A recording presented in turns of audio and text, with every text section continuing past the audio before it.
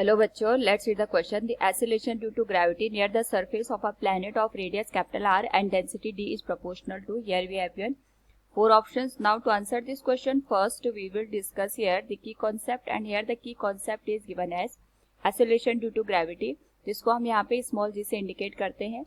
And अगर हम mathematically represent करें, it is given as g into mass of the given planet और mass of the earth divided by the radius of the given planet, और जो हमारे पास radius of the earth होती है उसके स्क्वायर से हम इसको डिवाइड कर देते हैं. तो मैथमेटिकली हम यहाँ पे एक्सेलरेशन की वैल्यू इस तरीके से कैलकुलेट करते हैं. तो बेसिकली जो हमारे पास ग्रेविटेशनल फोर्स होता है, ग्रेविटेशनल फोर्स की वजह से जो एक्सेलरेशन प्रोड्यूस होता है उसी को हम यहाँ पे एक्सेलरेशन ड्यू टू ग्रेविटी का नाम देते हैं on the surface of the earth. Question में यहाँ पे हमारे पास किसी प्लैनेट के रिगार्डिंग पूछा गया, the acceleration due to gravity near the surface of a planet of radius r and density is proportional to.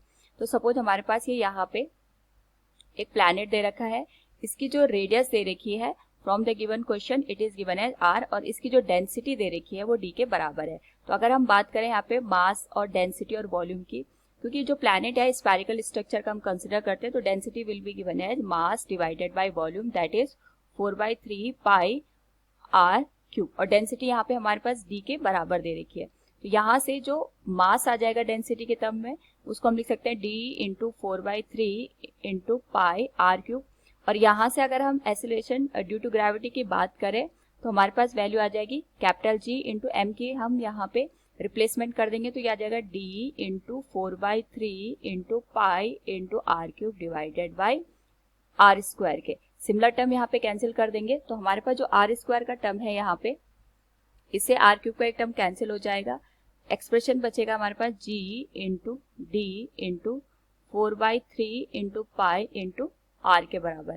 क्योंकि ये सारे टर्म हमारे पास कांस्टेंट है, क्वेश्चन के अकॉर्डिंग हमें जो रिलेशन एस्टैब्लिश करना है वो d और r के टर्म में एस्टैब्लिश करना है. तो वी कैन से हियर जो एक्सेलरेशन ड्यू टू ग्रेविटी की वैल्यू होगी that will depend on density and the radius. So from the option C is the right one. Hope all you understood it. Thank you and best of luck.